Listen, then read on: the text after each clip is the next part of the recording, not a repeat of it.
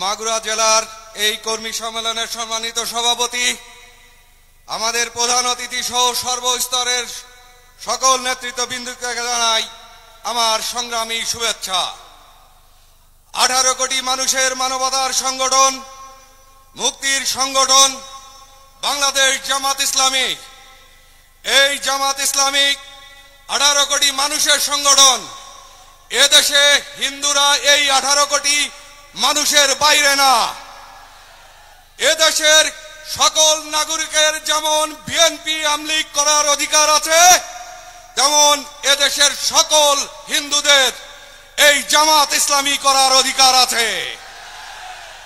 প্রিয় ভাইয়েরা আমার, আমি এই কর্মী সম্মেলন থেকে আপনাদেরকে বলতে চাই, আমাদেরকে রাজনীতি করতে হবে। এই সৎ যোগ্য লোকের সঙ্গে আমাদেরকে রাজনীতি করতে হবে, কোন চোর দুর্নীতিবাজদের সঙ্গে নয়।